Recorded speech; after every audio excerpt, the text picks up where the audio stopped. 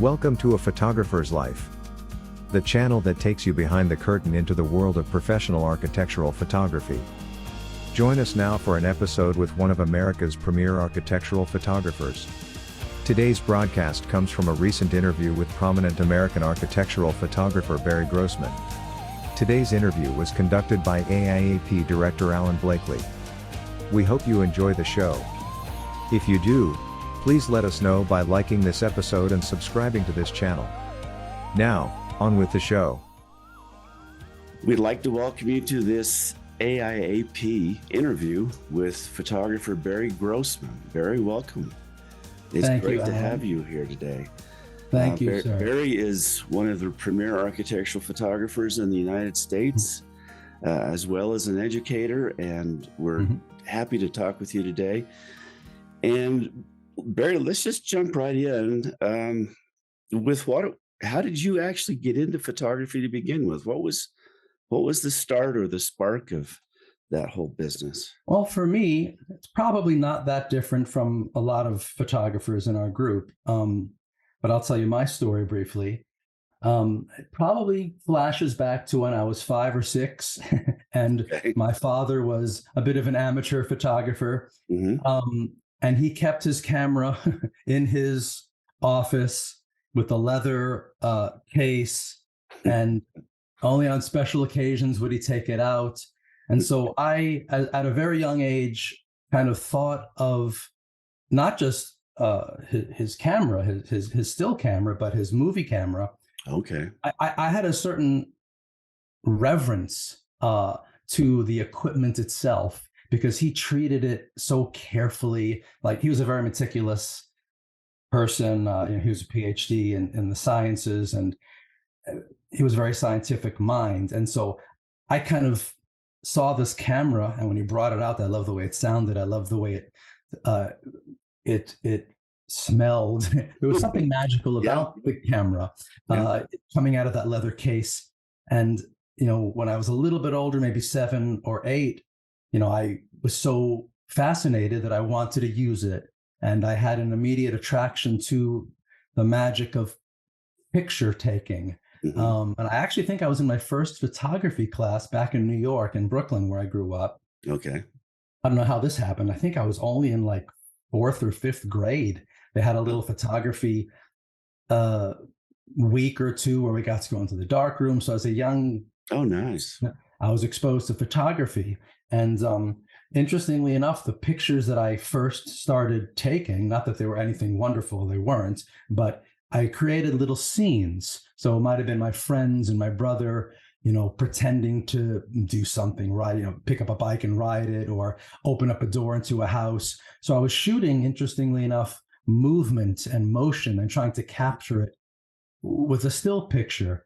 And I kind of always thought that was what led me down the road of what I eventually wanted to study in school and did, which was cinematography and filmmaking. So I was very, very interested in it all through high school, and then decided to major in film in college. Okay. And I pretty much minored in photography, basically any elective I had. And we were in a performing arts program in Syracuse, Syracuse University. Yeah. Go Orange. And so it was all filmmaking. It was very production and film theory based. Yeah. And the curriculum was also very strong in the fine arts. And so I had a very in-depth, I don't want to say in-depth training, but all through high school and in college, I did a lot of studio arts courses, drawing and painting. Mostly 2D work, not so much sculptural or 3D, a little bit of that, but a lot of producing of work. And so as a young person, it was very part of my life to be producing work. And that for sure has influenced my career, because as a young photographer, and even as I became more established, I've always been the type of person that wanted to shoot a lot. It wasn't kind of okay with me, and some of it was financially based, not going to lie about that, but if I wasn't shooting daily as a young photographer, I felt like I was not being productive. And so I think that kind of goes back to my film my film days and my film background, Hmm. for sure.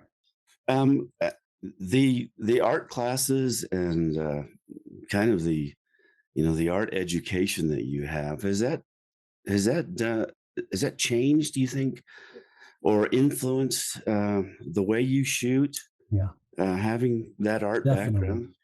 Um, for me, the foundational aspect of how I compose, the what I think is beautiful, uh, Hmm. is was definitely influenced going back to my earliest days as a quote unquote artist. And I didn't start to think of myself as an artist until I was maybe 15, 16 years old. I was very fortunate. I went to a public high school, Hmm. but I had a couple of, and one in particular, very influential art teachers who Okay. was a very serious artist. Mm. And he was more of a child of the 60s and 70s and very expressive. I was very much into abstract expressionism, in addition to learning how to draw from life. He was Mm. a wonderful high school teacher. I mean, they don't make them like that anymore. If they, or and maybe they do, and I hope they do for younger So too. people in the arts. It for sure influenced how I think about composition, how I think about, what I love about image making. Hmm. And I really never considered a career in photography until later on in life. And I guess we can get to that part of the story Yeah, we'll want to talk soon. about your career path, but I kind of wanted to get a little bit of understanding of what your basis was here, and Right. in art, and where that foundation comes from. And I think that's fascinating that you say that you didn't major in photography, because quite honestly, I've yet to interview anyone in our group who Mhm. majored in photography. Right.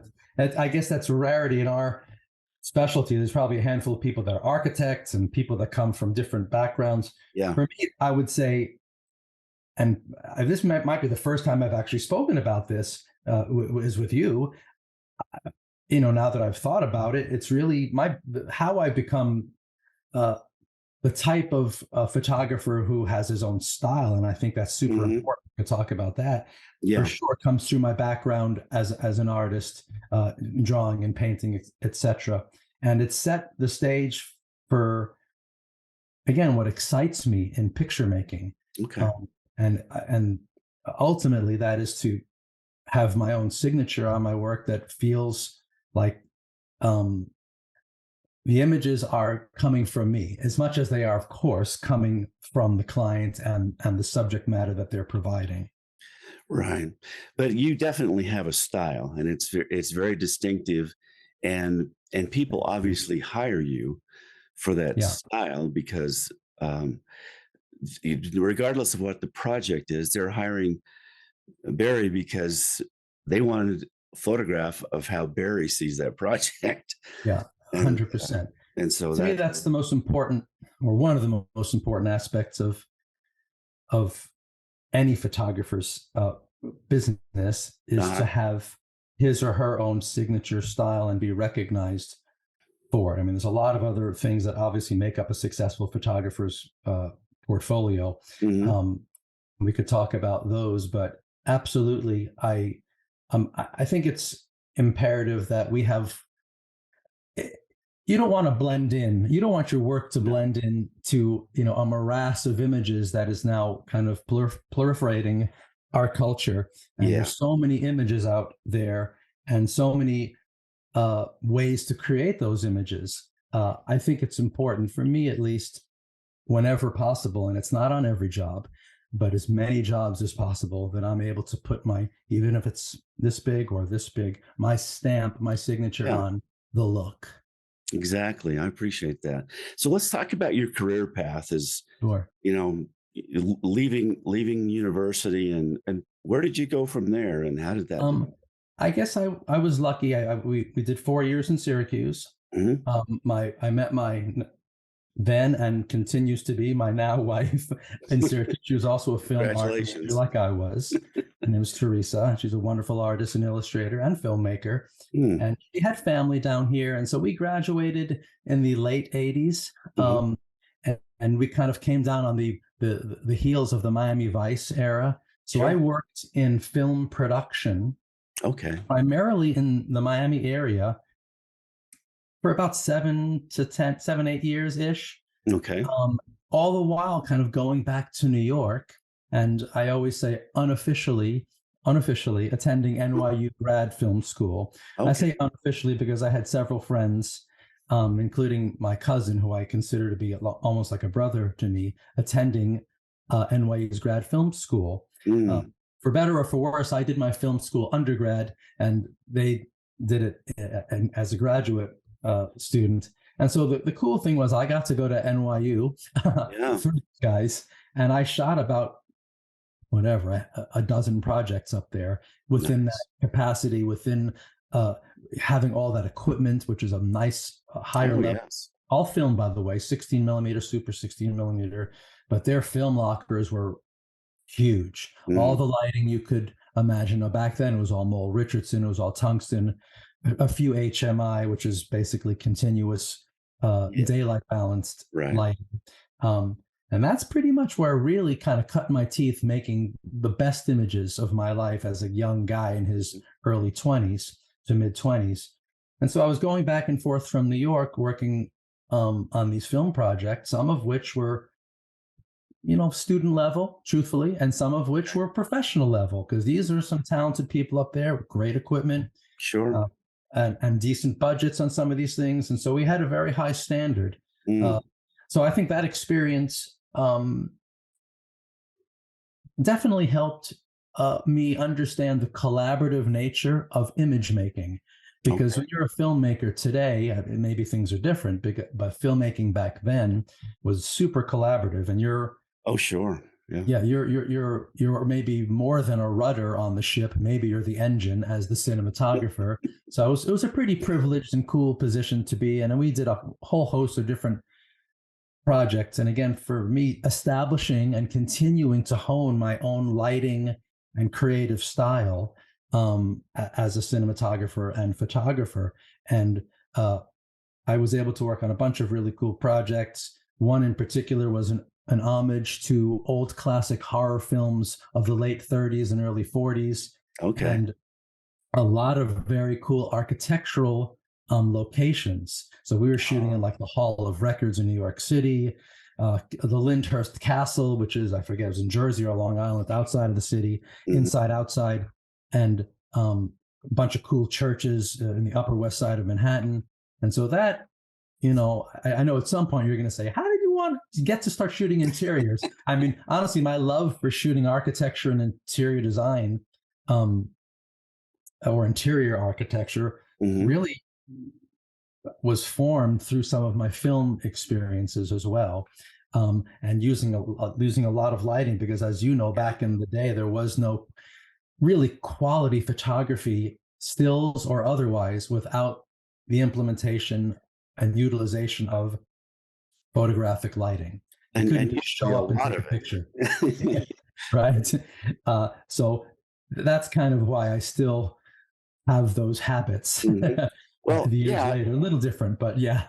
I wanted to relate back to that because it's interesting, a film background like that, you learn about not only controlling light, but creating light. Exactly. Creating a look, and um, I'm not sure that exists to a very great degree these days. Yeah. I don't really. I'm not in touch with the film school kind of situation these days, but I have a similar kind of background as far as learning to light, and my early photography, of course, was on 4x5 or 8x10 transparencies, Me too. and very complex as far as the lighting situation. And how does now that you're shooting digital, how does that translate? Do you still apply those same Yeah, principles to your for shot? sure. I think the premise that you're kind of describing, the film school premise, or the Mhm. filmmaking premise, is what's happening in front of the camera, and how does that apply to how we shoot today? And Mhm. I definitely feel like, look, we all know how significant post production is, but let's not forget how significant setting your camera up is, Yeah. and putting and composing and sculpting and including or excluding things that might live or should live in front of the camera, and that includes everything from furnishings to light as well. Mhm. So I'm a strong proponent of make it right in camera, with the knowledge being that, listen, we have a digital darkroom to compose and arrange those elements. So I think being influenced by filmmaking, which may or may not have changed over the decades, I don't think it has, because I think for the most part, No, unless I you're don't doing think some so. very heavy, yeah, it has to be right in front of the camera. And Exactly. I always kind of jokingly say that, to some of my clients, I say, listen, doing this, meaning setting the camera up and composing and shooting, I go, this isn't the work. You know, the work's going to be tomorrow and the next day when we have to put it together in post production. That's really the Yeah. work. At least that's how I feel. On set and shooting, that's the joy. That's the artistic Oh, sure. experience. That's the collaborative experience. And that also kind of, we could talk about another very important aspect of what it is we do, and that is the collaborative aspect of it. I mean, for me, for better or for worse, I'm not showing up and taking these photographs just for me. I'm showing up because they're telling me to or asking me to.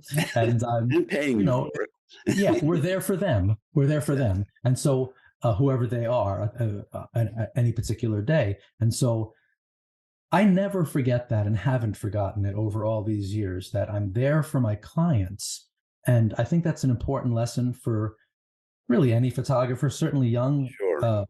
up and coming, Mhm. people that are dedicated to their work. It's wonderful to have a signature. It's wonderful to have, that artistry, and to have that integrity Mhm. attached to your work.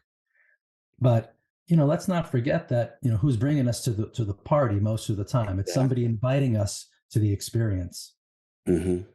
Yeah, well said. I appreciate that. So let me ask you, when did the transition happen from cinematography Uh, and film production yeah, into it's stills? interesting. Well, let me think. The years. I think. Well, I basically was done with NYU in the late '90s. I think my last project I shot was '97, '98, Mhm. and um, real life kind of gets in the way sometimes. I shouldn't say gets in the way, but Doesn't it? one's life path, will influence one's career path. So I had a Oh, sure. wife. I was now a father for the second time as a young Mhm. man, and so going back and forth to New York for 6 weeks, 8 weeks, Mm. 10 weeks at a time to work on these passion projects, as one may call them, it got harder and harder. Oh, And sure. so I started to, and I was still doing my still photography as a young photographer. At Okay. the time, I was shooting 4x5 Mhm. transparencies, and grinding and trying to get, as a young 23, 25-year-old, get in the doors of some of these established interior design firms. And Mhm. for me, most of my clients were the interior designers, Okay. not the architects. And Mm. maybe that's just the way it was down here in the Miami area, but that was the hot, at least for me, Sure. um, market. That's where the excitement was for me. And Mhm. so I probably think of myself more of, at this point, and certainly historically, as an interior shooter than Okay. an exterior shooter, even though of course you need to do both. Right. But I Yeah. would say the transition happened late '90s, mid to late '90s, Mhm.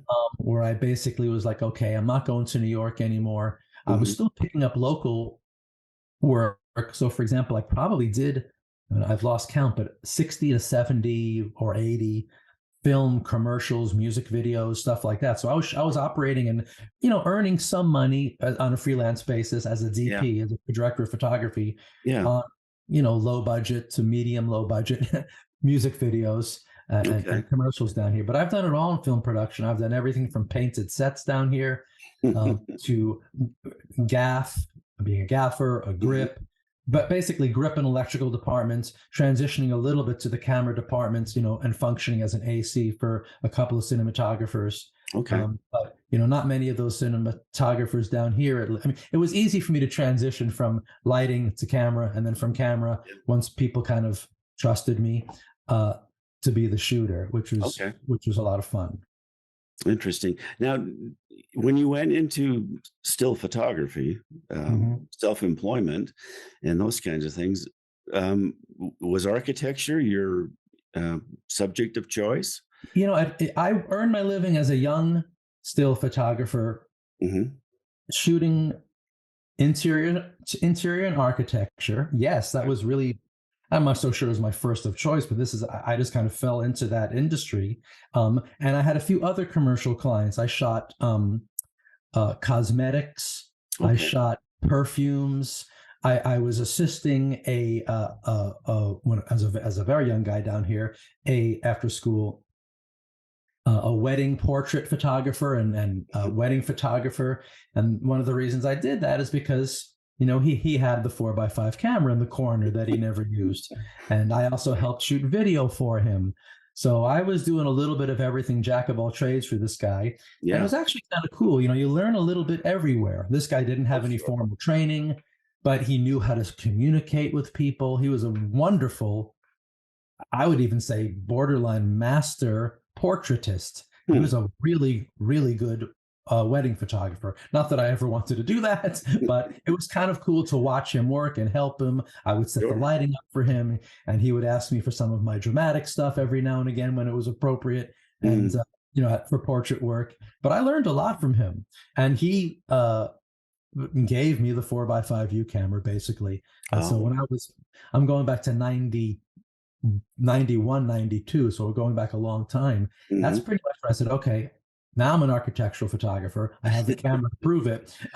Yeah. And you needed it. You needed it. You weren't working, you weren't getting hired, and the magazines weren't putting your work anywhere unless you gave them that 4x5. That's Um, true. so, Yeah. however bad those pictures were, they at least were 4x5 inch bad. So it meant a lot. But I did a little bit of everything, and then little by little started to phase out some of the um I would say late 90s. So within 4 to 5 years I started to phase out shooting the product stuff and Hmm. only started shooting interiors. and Okay. and I was lucky because I connected with a couple of magazines. I did a lot of grinding as a Hmm. young guy. um Yeah. and one last thing It I'll takes a lot mention of that hustle. is not the most interesting part of my career, but I'll mention this. From 1995 to 2000, in the midst of all this, Hmm. I partnered with, excuse me, um, somebody who's a good friend now, but he ran a mom and pop E6 lab. So he processed all the transparency film in the Fort Lauderdale area. There's a couple of big film processing lab Hmm. houses down here. One was in Miami, one was in Fort Lauderdale.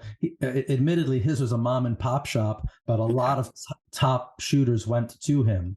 Got Hmm. personal service, and 1995, he and I were chatting, and he's like, I want to open up a digital studio. He goes, why don't you run it and we'll be partners? And I was like, okay, let's do that. And so 1995 to 2000, we had a little digital studio. We had a drum scanner that wasn't very little, and we Yeah. scanned all the transparencies. The cool thing about it was, with digital starting to become more required, I mean, Yeah. That was the it was beginning. cool Yeah. for me to have a $70,000 drum scanner at Yeah. my disposal. We had big digital printers. I mean, I remember we leased, not only did we lease the Mac, we leased the RAM in the Mac. That's how expensive these things were. Remember, we leased RAM, it was like $2,000 for RAM. So it was cool to have a digital setup for Grossman photography, Yeah. that I can use all that equipment whenever I wanted. And I ran that studio for us, doing everything from graphic design, logo design. We subbed out some of that stuff. In fact, my wife was a wonderful logo designer. She did some of that stuff Uh-huh. for us. And towards the end, it became quite apparent that, I really wanted to move on and do more shooting. I was still doing my shooting in those days, but Mm-hmm. it was hard to do all these things at once. Sure. So maybe that experience is one of the reasons that my film career kind of had to take a back seat, because I was running two businesses, and running three was near impossible. Sure. Yeah. Yeah. That's kind of fascinating. So when you made the jump into architectural and on your own, um, what kind of clientele did you go after? I mean, did you have a market in mind that you wanted to shoot for? Was it the interior designers, or Yeah. how did you I market yourself? I am trying to think. I had a connection at an interior design company, Hmm. and as a young person, I got an interview. Okay. This particular interior design company was, one of the big ones down here, and one of the Okay. big ones down here meant like 40 designers Wow. working underneath, and it was in a beautiful downtown Miami Hmm. office. And I remember walking in as like a 23, 24-year-old guy and meeting with their marketing director, and we were chatting, and I had a little bit of a portfolio, not much, but maybe I had a little bit of naive confidence is what I had, that I kind of walked in. I got the interview, and she basically was like, okay, she's going to love you. She goes, what do you charge? And I told her what I charge. She says, no, you don't. She goes, you charge double that. Mm. Otherwise, she's not going to take you seriously. Okay, I Good guess I'll point. charge Yeah. double that now. Okay. So that experience was interesting. And it was kind of cool to be the young photographer on the block. And Yeah.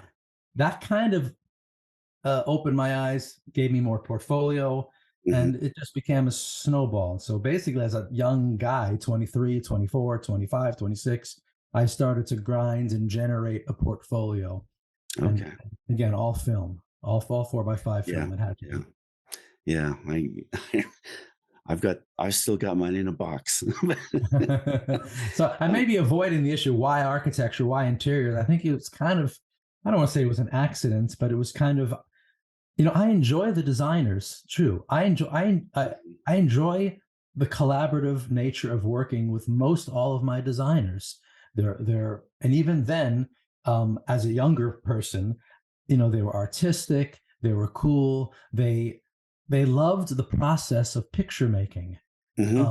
and that really made sense to me, because coming from my film background, it was always a process to build and create an image. And that's kind of what the same experience with them. We were shooting black and white Polaroids, Hmm. move the chair an inch to the left, change the flower out for something else. So even as a young photographer learning, and certainly by no means was I creating fantastic work back then, it was just more of the experience of working with these people that just made a lot of sense to me. Hmm. And I vibed with these, Yeah. with the market. It was a good connection for me, less so than the architects. I had a couple of architects back in Yeah. the day, that I got started with, but I might have been too young for them. Maybe I was a little too artsy for them. It was a different photographer, I guess, that they were looking for, but the designers embraced me even as a young guy. Yeah. And it was, I had kind of a similar experience, but for me, you mentioned about that collaboration with those artistic people, and I Yeah, learned so much from interior designers early on, just exactly. about placement and composition, because they would look at a Polaroid and they would see shapes and negative and positive spaces and things like that, where that wasn't the experience that I had with architects. That's And the interesting. interior designers seem to have an aptitude for photography and composition that I don't think any other market segment seems to have. So it was, for me, it was very educational to work with Oh yeah, a really good. 100%. And even when we were shooting Polaroids, Yeah. and for me, the Polaroid test back then, I used to think I was keeping Polaroid in business back then. But for me, I eventually, we were the black and white Polaroid, Yeah. with the magnifying glass. How close can we get? Yeah. And for sure, some of those lessons, you're not going to learn them anywhere else. You're not going to learn. I'm trying to think of the hundreds and hundreds. I have a pet peeve today that I learned as a young photographer, and that is one of my designers. We were shooting a dining room, and I guess my assistant and I were setting the chairs around the dining room. Was like, no, no, no, no. He goes, pull them out. He Hmm. goes, don't push the chairs underneath the table. Yeah. And to this day, that is still something I hear in my head. And in fact, when I'm teaching or coaching or mentoring other photographers, I will invariably say, let me tell you about one of my pet peeves, and that is shoving chairs Oh underneath yeah. the table. That, and exactly what you're saying, the right way to arrange a pillow, the right way to have the floral rotated so it looks beautiful for this Right. camera angle, all those little Well, it's tricks or yeah, it's all those those details. sensitivities. Yeah, the attention to detail that a designer has, I think, helps the photographer so much. Yeah. If they choose to learn from that. But there was so many things like you mentioned, just all the different elements of an interior that are important. One of the things that was the most eye opening to me was the elevation of my camera, Hmm. and where a designer would say, "No, you can't shoot it from that high.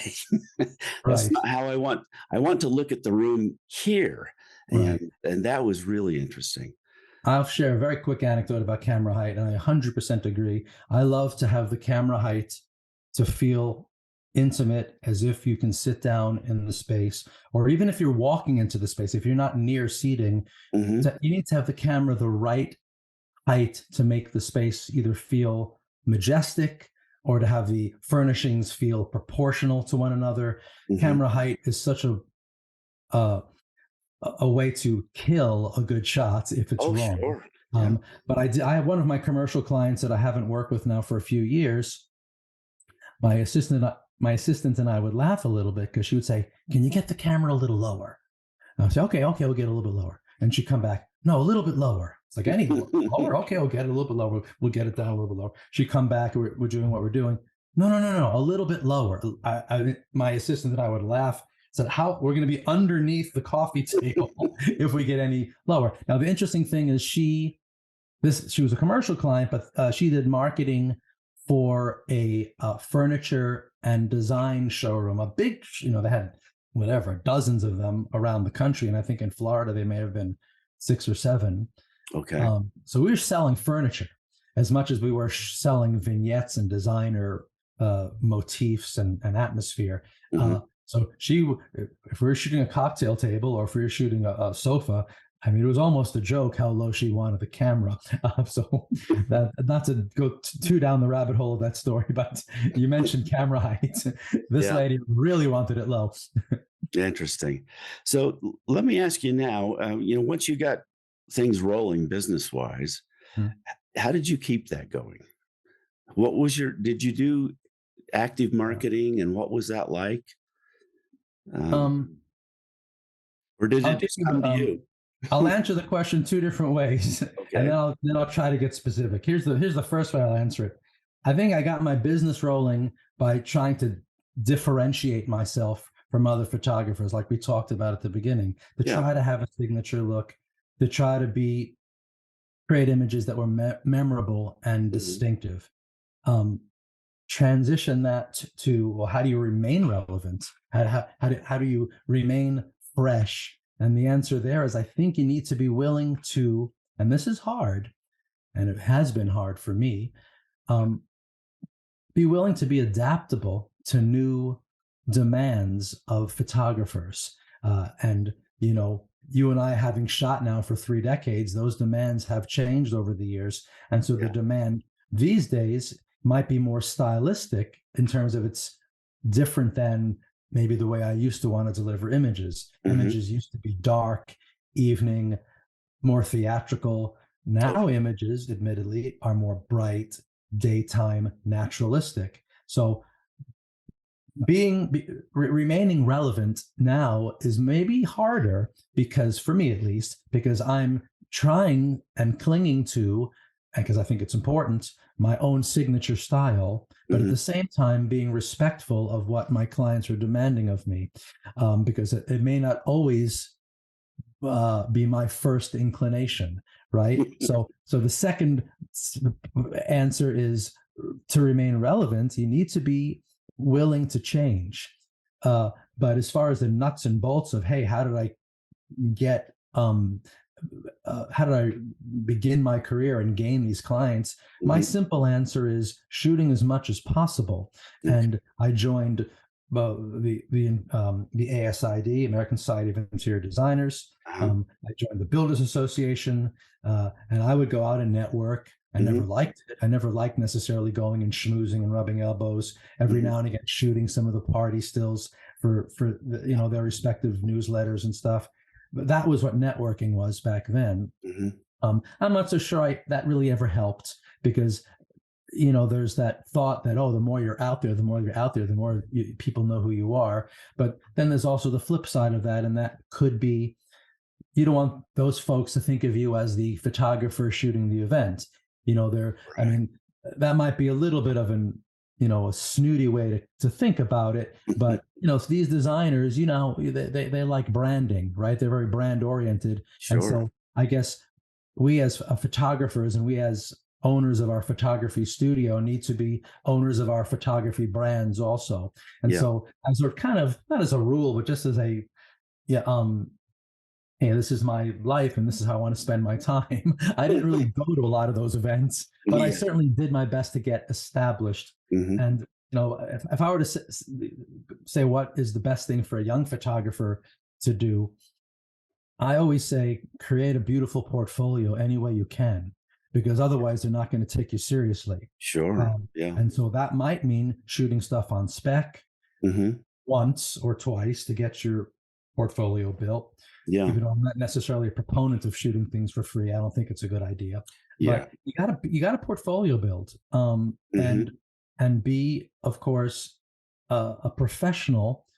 And I know I'm changing the answer, but being a professional that they can trust and rely upon as much as a photographer that delivers quality pictures, because I think that's probably half of the job. I'd love to say that 99.9% of the job is delivering gorgeous work, but I don't think it's that. I think it's at best half. The other half is, do they want to work with you? Do they want to hire you? Are they going to hire you again? Are you fun to work with? Do you inspire them? And so maybe this goes back to my film background. I always feel like the collaborative and the sharing experience is, it's what makes them excited. I want to shoot another job with you. And especially if you're showing them something that maybe they haven't seen happen before, and that becomes exciting for them. That's true. They're in that space and they see what you're able to do with the space, and they can be a part of that. And that is a big deal. And and I've always, again, my personal aesthetic is I want to put their work on a pedestal. I'll tell you a very quick anecdote. Years ago, many years ago, I had an interview with the designer, and I ended up getting the job. I ended up getting his, it's more than one shoot. It was like 5 or 7 shoots, I forget. Even a couple of them were travel shoots. He said something to me that I was like, oh my God, I can't believe this. He said to me, and I'll try to remember the exact quote. He goes, I want these pictures to look like you weren't even there. And I was like slapped in the face. Now, I get that now, because now maybe there's that lean towards naturalism, right? Where the pictures take themselves and the photographers aren't really part of the process. Magic just happened and whoa, there's the image. Nothing was needed to do to create it. And if it was, it's not that apparent. Now, again, going back in time, my aesthetic and my background all was, wow, I'm offended by that because I wanted to have my signature. I wanted to do something cool and different. But this guy was like, he splash of cold water. I want these pictures to look like you weren't even there. Now, and I get that. And there's a lot of effort that goes into making a photograph that looks that way. True. 100%. And I, for the record, marvel at photographers or photographs that appear effortless. I mean, I think we all know they're not, but for somebody to be able to create work that feels like it happens is maybe more difficult than somebody who creates work that it's maybe a little bit more obvious. Oh, okay, there's the backlighting coming through the window, and Hmm. there's something in the foreground that's obviously been placed just right. But we are who we are, right? And if so, and like you said, people want to hire, Alan Blakely. People want to hire Barry Grossman or another photographer. They can be choosy these days because there's a lot of really good Oh, sure. photographers Yeah. out there. So I think another bit of advice I can give to the photography community, especially young Hmm. photographers, be confident in who you are as a shooter.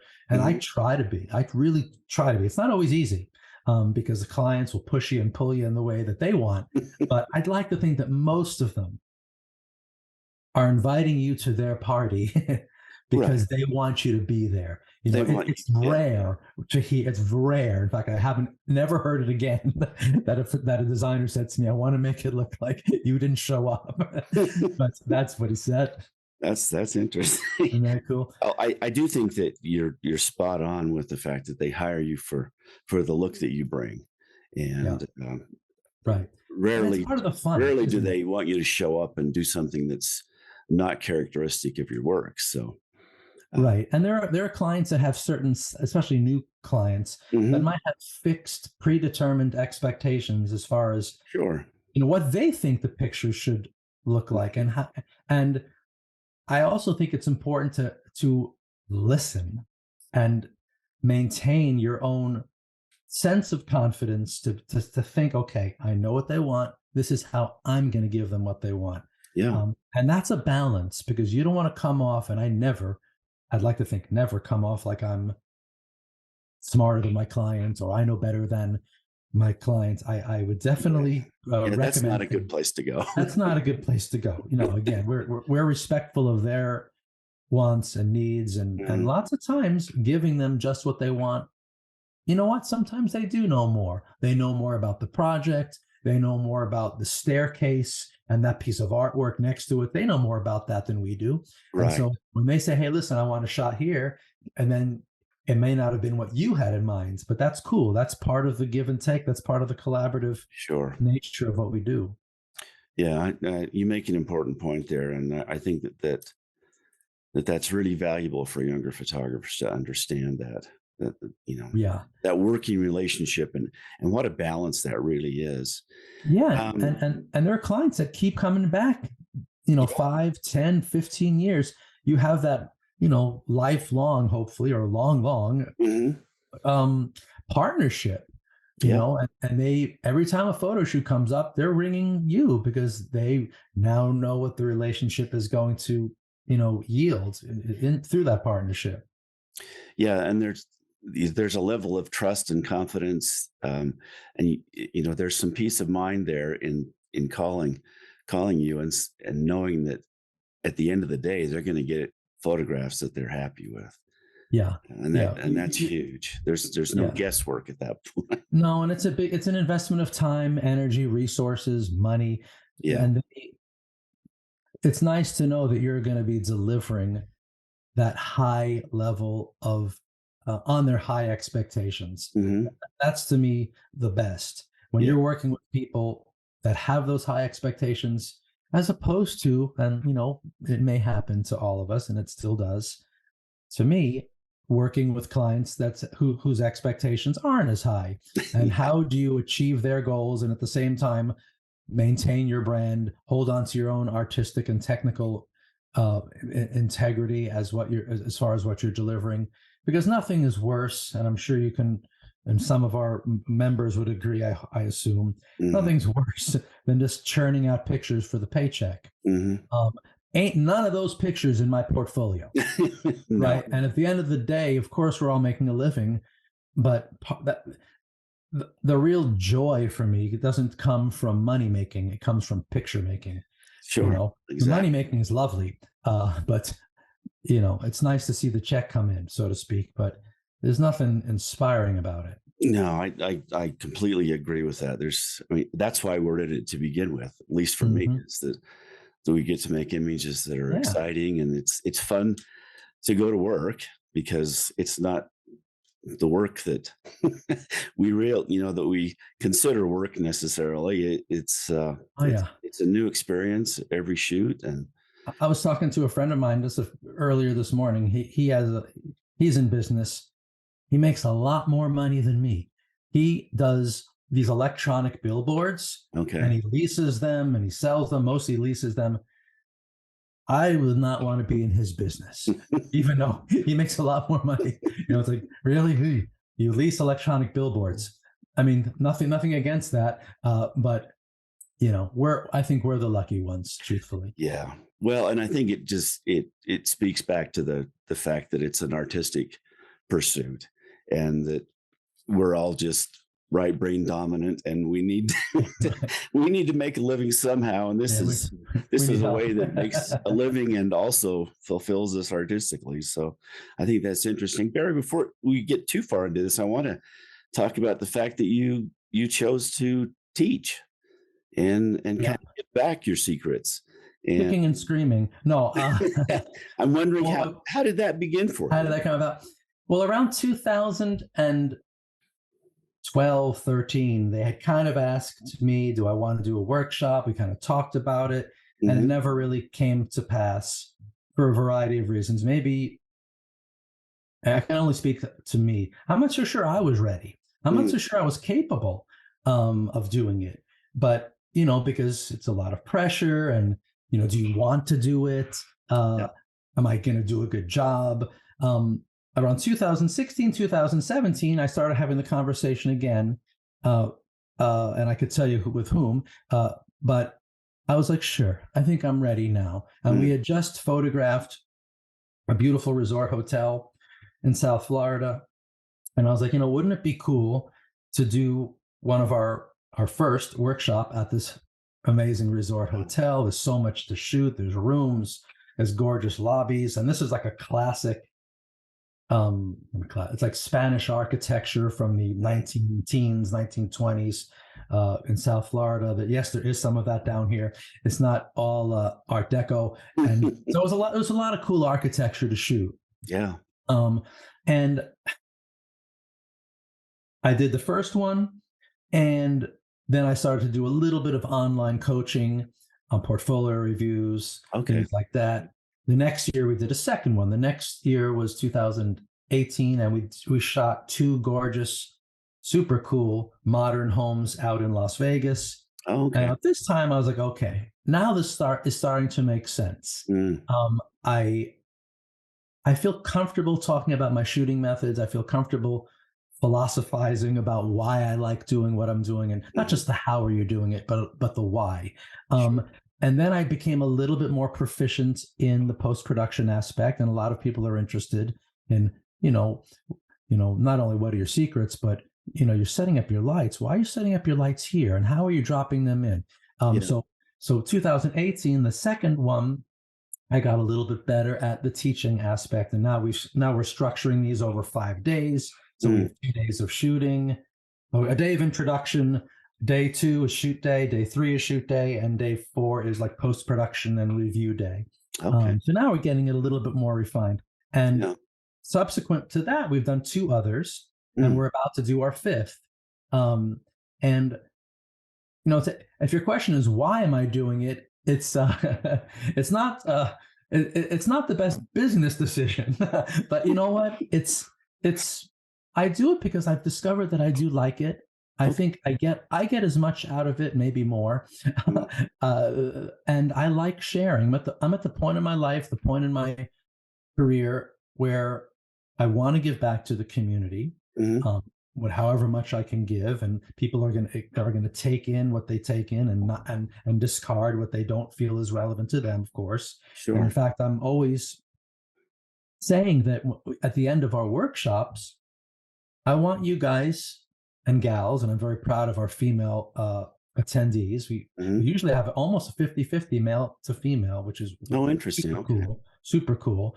I want you men and women to do things like you have already been doing them, but now maybe think about how you're doing them Mm, the next time you have a photo shoot. I don't want you to necessarily shoot like me or try to implement lighting the way I do, yeah. but I'm giving you a couple of tools to put in your toolbox. And so now you have okay, a little more confidence, because let's be honest, a lot of interior photographers, they're not implementing lighting at all, and they never learned it. Yeah. And so I'm bringing to the table really basics in terms of how and why you implement lighting.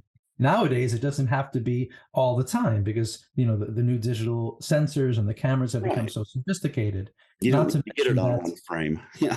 yeah, and expectations of the final image have changed, where people are expecting a certain look, and that look typically is more of a natural, Hmm. unaltered with photographic lighting final image. Yeah. But it's kind of nice to have control over your image so you can know Oh, when to sure. bring in and when not to, and when you need to, and when you can, if you wanted us to be playful and whimsical or creative. So the workshops have become, I'd like to think, a wonderful experience for all, myself included, Hmm. sharing of ideas, sharing of techniques. And then the other aspect of it, and I'm sure a lot of people come just for this other aspect, and that is they get exposed to the super high end medium format camera systems that we bring to the Well, yeah, table. And that's so we bring out the big toys, and there's folks that come because they're like, wow, I've never shot medium format, I've never shot mhm. with a technical camera. Forget I've never used lights. They've never shot with the really, sophisticated camera systems. And Yeah. so it's cool to expose photographers to that, the benefits of using those systems. So I'd like to think it's a well-rounded experience.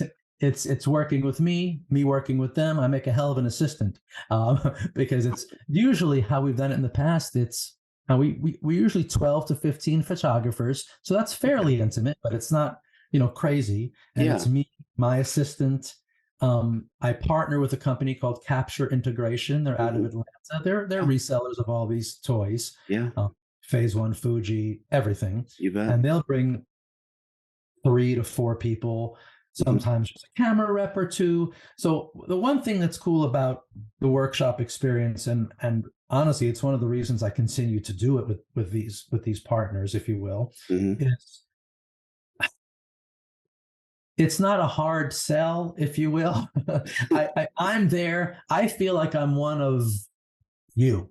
I'm there as a photographer. I'm not there as a camera salesman. And the truth is, they're very cool about it. If I felt like they were hitting people over the head with, hey, are you going to buy anything? Yeah. Then it would be very uncomfortable for me. But Yeah. it's my workshop.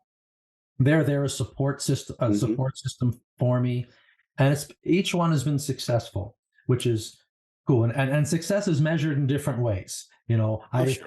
I maintain my relationships with these photographers, which is wonderful. That's They're great. constantly reaching out to me, which is not everybody, but I Continue have to some that are mentor. more. Yeah, they send me pictures. What do you think about this?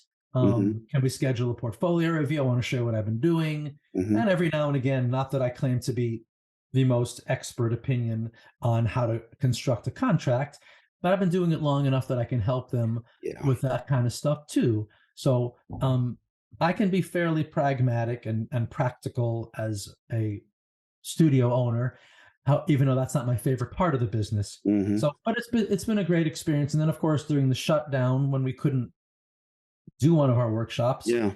somebody reached out to me and he's like, well, can you do something online? Can you help? And I was like, how am I supposed to do that? And so that next thing you know, I was doing some video tutorials, Okay. which was, I'm a little bit obsessive, if you couldn't tell that, a little bit about my personality. So I dove pretty deep into, okay, how can I do this? I spoke Hmm. with a couple of friends on, how to set up a website so people can look at these Yeah. the tutorials that we put together. And it's been very eye-opening. I've learned that I like to teach, so maybe That's at great. some point when I run out of energy and I'm too tired to schlep around all this camera equipment, maybe I will do more of Stay that in as one opposed spot and to, teach. Yeah. yeah. I mean, not that it's easy. We bust our tails for, especially at the workshops. We're working very hard. Yeah. That's hard work. It's hard work, and like I said, I make a dang good assistant, and that goes back to my film days Yeah. as a crew member. I loved one of my favorite jobs was being an AC, an assistant camera person. I would load the film, I pulled the focus while the camera operator framed everything up, whatever it took. And I always prided myself on being a good assistant. Now, that said, I did not, I know you probably have asked, because I've listened to several of your other podcasts, did I apprentice under somebody else? Did I assist another photographer? And the answer is no, I didn't. And that's not because I didn't try. That's unusual. Yeah, I did. I tried. I reached out to a photographer who was the top guy down here, at least, and the trailblazer. And I reached out to him. And maybe this is one of the reasons I shied away from teaching and sharing for so long. But his answer to me was, I'm not running a photography school.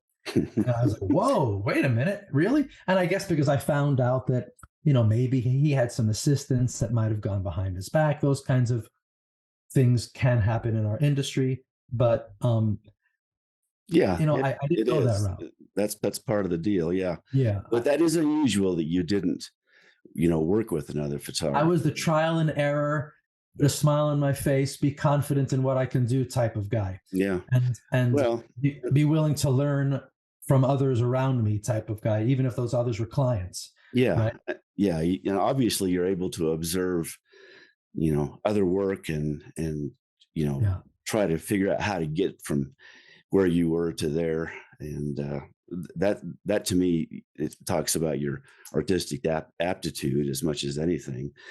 What's your view of the industry right now as far as architectural photography? I mean, you and I have been in this a long time. Most of the members of our group have been in it 20 plus years. Wow. We're not going to be shooting forever. And we're not? Well, who knows? my opinion, what your view is. What is it? It's Tuesday. My opinion on a Tuesday might be different next Tuesday, because that's kind of my personality. Okay. But the truth is, and I'm being facetious, but there's some truth in it. The industry's changing week to week, and my feeling of how I fit within it changes. I would say I'm having a pretty good year, and so I'm very encouraged.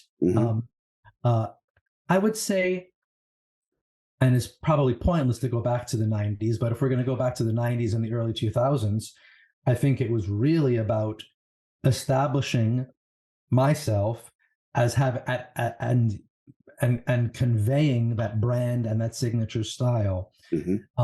10 years later, it was about maintaining it and expanding, finding new people with whom to work, finding new projects, higher end projects to shoot, shooting resort and hotel, transitioning away from homes. That's super important, by the way. And if you started shooting hotels and workspace and other interesting things like that, I hate to say going back to residential is boring. It isn't, and that's really my bread and butter. But there's a lot of other exciting stuff to shoot out there from an interior design perspective, other than living rooms and dining rooms and bedrooms. So expanding what you're shooting is super important, and that's a decision you can make as a professional, seeking out, marketing, networking with those designer or architects that do work within that space.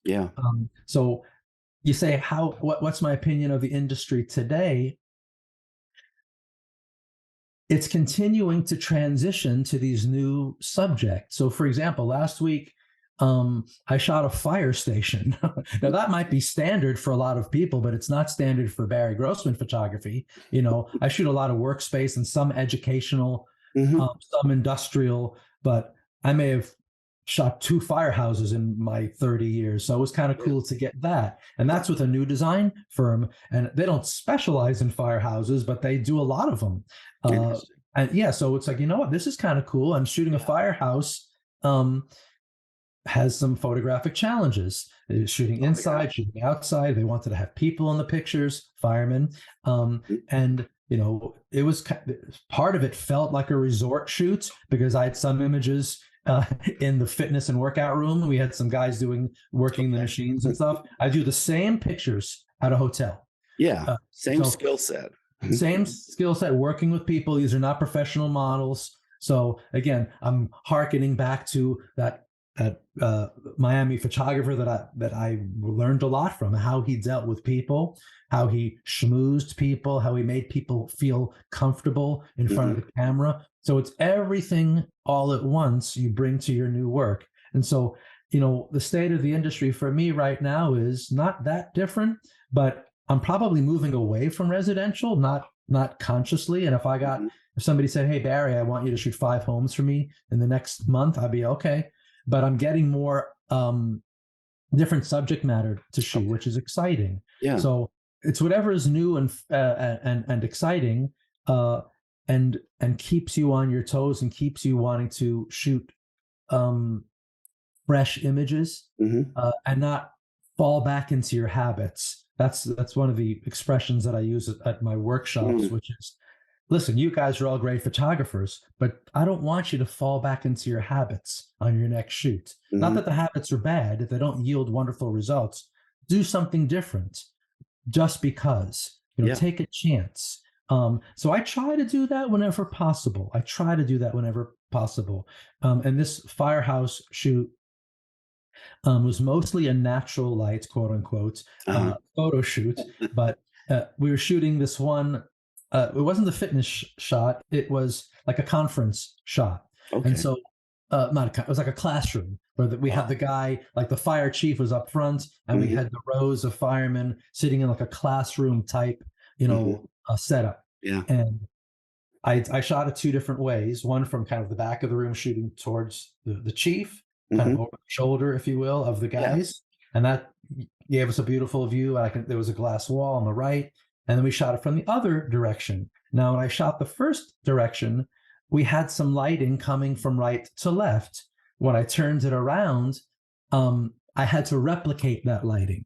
Okay. And so I was like, okay, I could just shoot it flat with the overhead lighting, but why not take a chance? Why not try? I don't want to fall back into my habits of just doing the maybe the logical or easier solution. Let's take a chance and try something. So I had a 1,000-watt pro photo unit. I put that just outside this glass wall, and it backlit the guys for a really cool effect. And I was like, okay, let's get a couple with the light. We'll get a couple without it, just in case it's a little much. And having reviewed most of the pictures, and I haven't done final processing on this shoot yet, the dynamic ones are the exciting ones. And those are the ones where, even to a degree, it felt like these amateur models, if you will, had the most energy because the light provided that energy. So I guess that the next time we're shooting a living room, the next time we're shooting, maybe not necessarily a school environment, that might have been taking a risk that could backfire. But the next time we're setting up for a shot, how can we bring energy to it with our tools when quote unquote natural light or the subject matter is a little plain? The image, it needs to add something to the design every now and then, even at the risk of offending that designer from 20 years ago who said, I want images to look like you weren't there. So sometimes the photographer has to show up, I guess. Well, I think that's an excellent point, and such an important point that you can always add something that is going to enhance that photograph. And years ago, I used to work with an art director, and he'd been in the advertising business for many, many years. And what he would always say to me was, it lacks sparkle. We need to add more sparkle. Now, I didn't know really what that meant, but who does? I later, but my reaction to that was, I need to add a little bit of contrast or a highlight somewhere, right, to make that lighting a little bit more exciting and not quite so flat. But I don't need to make it obvious. It doesn't need to be theatrical, but I just need to add that little touch. Right. And that's your signature. That's Alan's signature. And the way you do it is going to be different than how I or another photographer may. And that's what makes it fun. And listen, and the cool thing about at least how I'm shooting, and I'm sure most people who are implementing strobe lighting, and that's pretty much what I'm doing now, right, is you're bringing this lighting in, backlighting or side lighting or whatever it is, it's coming in on its own layer. And so if you do go a little crazy, it doesn't have to be 100%. You can always pull it Sure. down to 90 to 80 to 10. You can mask it in with more subtlety, Hmm. or being more over the top. And that's something we talk about in the workshops as well. But it's also lighting for strategy. I think kind of the difference and how I kind of approach it is um, being strategic with your light implementation, not just A implementing reason lighting. for it. Yeah. Yeah, knowing where and knowing why is as important as how do I layer it in, at what percentage, how do I mask it in Photoshop. That's the boring part. But to me, the exciting part is bringing the lighting in and actually having it, treating your spaces as three-dimensional spaces, right? Yeah. Because eventually they're two-dimensional, right? Yeah. And we think in two dimensions lots of times because we're sitting in front of the computer Hmm. so much. But when we're out in the field shooting is when we need to start to think in three dimensions. It's a lot more challenging, Hmm. especially when you have multiple layers of Oh, space. sure. Yeah. But that's the fun part. And for me, the tools have gotten so, I don't want to say easy, but it's gotten a lot easier Well, yeah, to it is do most this. definitely is a lot easier than it used to Right. be, Yeah. especially if you're, running monolights and, um, Mhm. I'm I not got rid really, of almost all of my uh, electrical lighting, and I'm using yeah. all, for the most part, battery operated, Hmm. only battery operated lighting Yeah, systems. It's just I so am much too. I've got easier. some 2000-watt second power packs if anybody's interested, Yeah, but, right. To do body pressing. Yeah, the 27-pound black line speedotrons, those are long gone. Everything else is long gone. I yeah, have the brown now. color and Oh, those are gorgeous lights, and if anybody's interested, we could talk about the equipment that I use.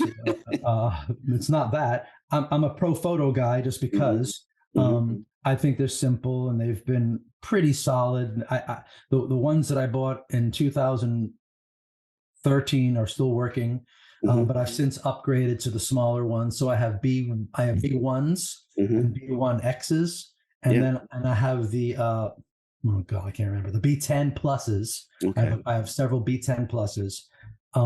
I'm probably going to get one of those little ones. I think it's the A2, the little cute ones. The little tiny But ones, yeah. yeah, for the most part, I'm using the B10 pluses, and that gives me enough, for the most part, enough power to do my work. Mhm. And we could talk about, my camera systems a little bit if you feel like this is relevant to the conversation as well. I've been a phase one guy since 2003. Right, yeah. 20 years of shooting with phase one, and I've for the most part upgraded to the new system on average every 2 to 3 Okay. years. You're using a technical, camera? Yeah, but I just grown accustomed to using it. Mhm. I've used the phase one XT, which is their very small technical Yeah. camera. I don't own an XT. I own a Cambo, Mhm. which is basically the same thing. The Yeah, that's reason what I I think haven't that's made what the most investment people in the XT system is purely financial, to be honest, do. because all of my glass is going to have to be retrofitted to work Oh, with the XT system.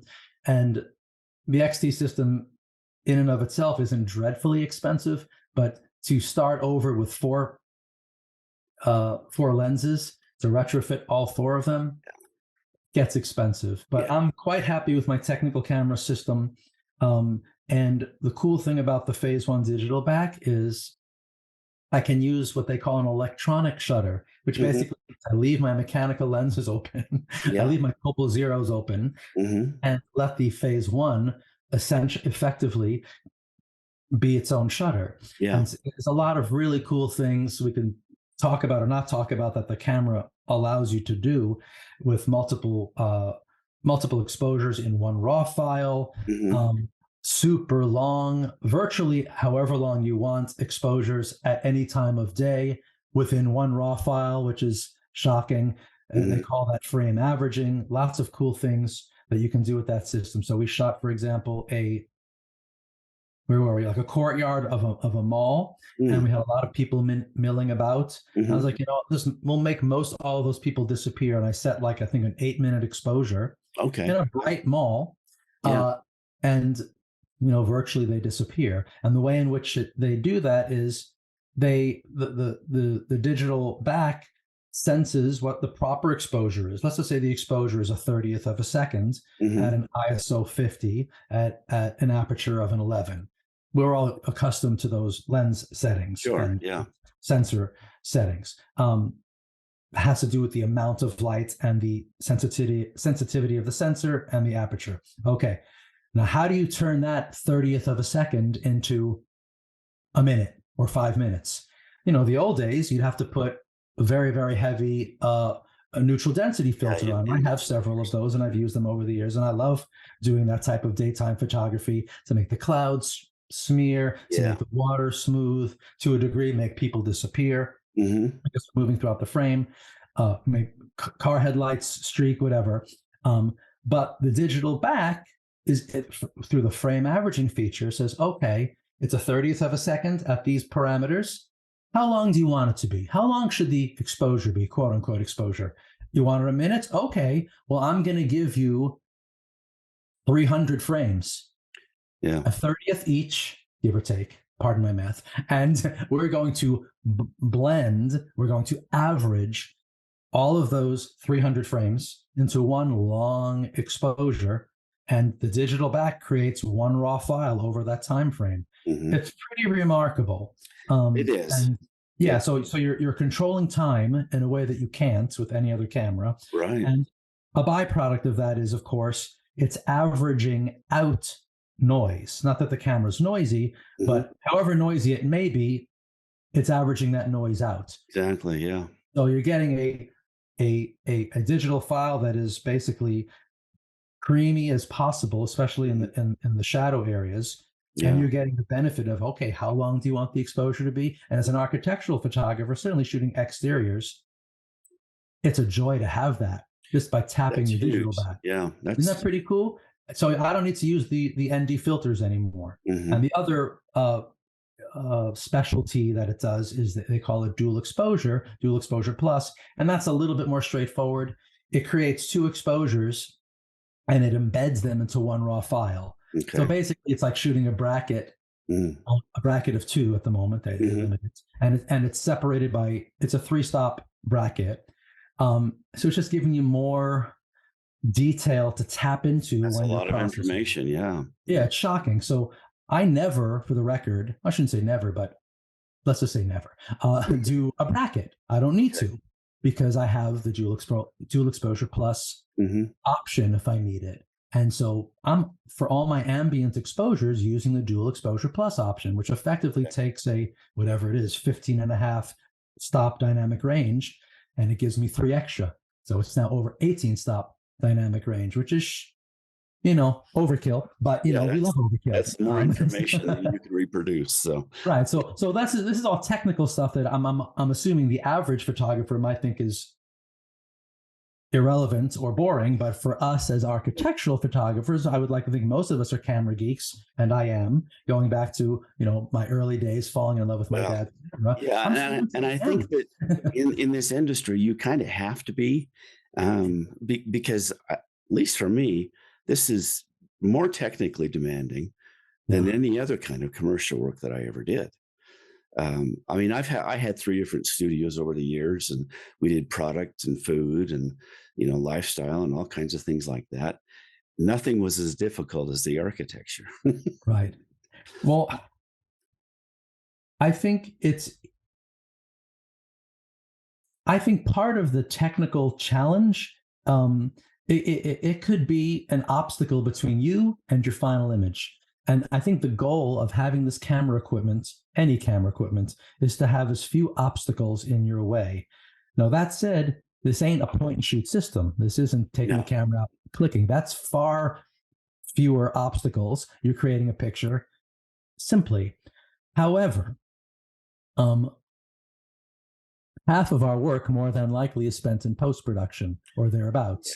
Yeah. And it's those obstacles are far fewer when you have these digital files that are this rich. Yeah, when you got a robust file that you have so much information to work with. Yeah, it makes such a difference. Post-production aspect is far more pleasurable, if that's the right word. It's far less disappointing and far fewer compromises when you Yes. have that robust, to use your very smart word, digital file. I will say this about the technical camera system in the phase one: Mhm. it does not shoot pictures easier. It No. doesn't.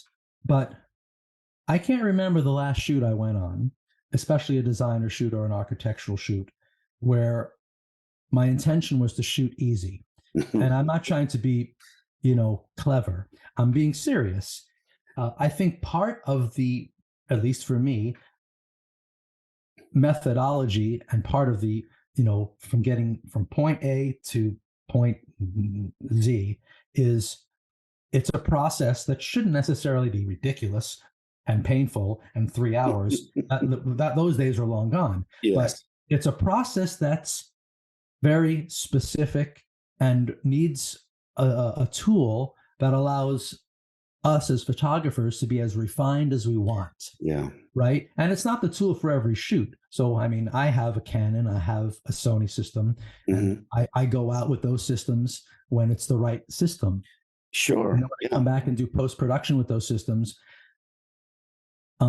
I see the shortcomings, Mhm. and they're significant. But I shot a lot faster. I shot a lot. Uh, I have a higher shot yield, Mhm. which is, there's advantages to both systems. Yeah. And not every not every shoot is going to be a technical camera shoot with a large No. format body or medium format digital back. But for me, at this point in my life, most of them are. Okay. And to a degree, I think it's, at the end of the day, if you will, the pictures speak for themselves, but Mhm. that doesn't really define us as photographers. I think the joy of shooting is in fact shooting. And I love working with a camera that is gives me more technical control over the Mhm. image on set. Yeah. And in addition to having more fun in post production and having fewer compromises, the shooting experience is different. You Oh, more than sure. likely do have to slow down slightly. You more Absolutely. than likely are going to be more painstaking. I shoot all of my work tethered, unless I'm on a rooftop of a building, mind you. But Mhm. most of my interiors and stuff, I'm shooting tethered Sure.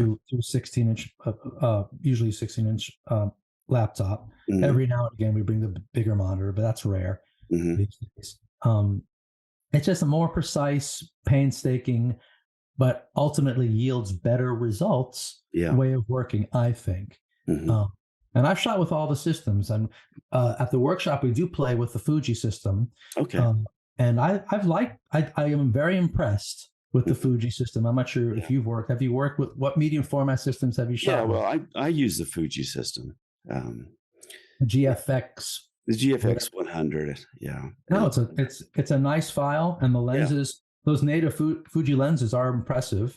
they I've are. used it with the Actis and some of those retrofit lenses as well. Exactly. Yeah. It's cool. It's cool. But you get what you pay for. Mhm. Uh, Absolutely. Yeah. that's kind of, whether a camera that's 10 times the price gives you an image 10 times better. That's a debatable, controversial discussion. I think for me, and listen, um, I remember when I could barely afford a camera at all, and I wanted to buy these. Do you remember Paul C. Buff? Is he still around making White Lightning I don't light? know. I don't think Paul's around anymore, and I'm not sure what happened to the company. But yeah, I do. I knew Paul. Yeah, I remember Wow. the Well, company. I had several of those different lighting, the mono lights, and when I first got started, he had the 10,000. They were like white cans. Yes. They were super ugly. I remember they were never color balanced. I had to put this yellow Yeah, UV they were filter very, across them. very blue. It was Yeah. back in the days of shooting film. And there was a photographer. I'll mention his name. His name is Len Kaufman, if he's out there. And I remember him saying to me, because I wanted to buy his lights, and he was a very straight guy, very um, meticulous and very scientific Mhm. mind, good photographer. And his bit of advice to me was, because I wanted to buy these lights, he had three of them. I said, "Man, I'm not sure if I should buy this." He goes, "Are you going to use them?" He goes, "Are you going to use these? You going to make money with them?" I said, "Yeah." That's why. He goes, "And what are you thinking about?" Yeah. So that's not to say be a lunatic spending money on every piece of gear. I don't do that Sure. either. Yeah. But I feel that very basic argument applies to, buy the camera system that you're going to use. Mhm. There's no Oh, point in exactly. buying this camera or that lighting if you're not going to use it. Um, I'm not sure how I got there. Well, and you've got to have good, reliable tools, 100%, and you 100%. and But at the end of the day, the photographer takes the pictures, not the camera. Let's not fail to mention that. When I was thinking about our conversation today, I knew we were talking about camera equipment because it is Mhm. relevant Yes, sure it to is. our Mhm. work. But lest we forget that, of course, it's the photographer Mhm. that does the creative work, not the camera. Yeah. Yeah, it's not about the camera.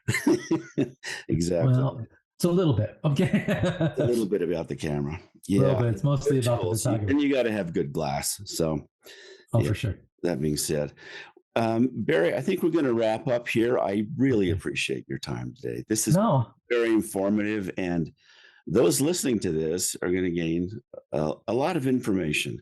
You've been very generous in talking about your background and your business technique, and your philosophy of shooting, and all these things that people can't get anywhere else. And so, well, uh, I I thank you. appreciate your platform, Alan. I know you and I have been together forever. I've been with Yes. AIAP, and I'll just say I've garnered some clients being with AIAP over the years, and so I've always respected you, being appreciating being a part of this community, and it's my pleasure to contribute in however I can, large, small, medium, very small amount. So Well, I also appreciate the opportunity to come on with you because this has been a lot of fun. I well, thank you thank again. you. Thank you. This has been huge. And we will put information about your Oh yeah. website and also your workshops. And then if you'd like to put anything as far as, your sponsor for your workshops in there as well, happy to do Cool. that. I'm I know the capture integration guys as well. So Yeah, they're all over. I think they've got yeah, people out by you as well, yeah. and they've been wonderful to me over Mhm. the years. But yeah, I would love to share information about the workshop. I believe it's October. The announcement is going out today, ironically. October 1st, we're Okay. photographing what I'm assuming is going to be, because the last time we were there, it was a very stunning and unique designer show house Okay. in the foothills of Georgia, just south of Atlanta. It's called Oh, Serenbe, and oh wow. hopefully you'll be able to provide a link to the sign up page, or at least where you can Absolutely. see information about it. And what's really cool about these show houses is, every designer wants to outdo the other one. And so you've Yes. got like a dozen or 14 or 15 designers, and they each have a room or a space, and they do beautiful work up there. I've been super impressed with and for obvious reason, the Atlanta design community is Hmm. top notch. And these Yeah. homes are stunning. They're very cool from the outside looking in. And once you're inside, there's really, for me, very, as a Miami shooter, for the most part, I have a lot of, slick and clean and reflective Hmm. surfaces these days to shoot. But in the Atlanta show houses, you're getting a lot more detail in Yeah. terms of texture and wood and stone. Hmm. These surfaces and their design overall reacts really well to lighting. So it's obviously a bit of a field day if you want it to work with Yes. light and experience, playing with the lighting tools. But this year and every year we also play with, I'll use the air quotes natural light technique as well. How do you Okay. create beautiful images with natural light? Um, so I know a lot of photographers want to experience both. So that Hmm. would be Yeah. awesome. Well, we're happy to link those in the description of this Cool. video and also the podcast. So this will be available on all of the major podcast platforms. Oh boy. Again, thank you, Thank Barry. you. We're going to wrap Sure. up here. I do appreciate your time, and we'll look forward to talking with you again soon. Yeah, me too. Me too. Thank you, Alan. This has been another episode of A Photographer's Life. If you've enjoyed this program, please let us know by liking this episode and subscribing to this channel. A Photographer's Life is brought to you by the Association of Independent Architectural Photographers. This episode is copyrighted, and may not be used in full or in part, without the written permission of the AIAP.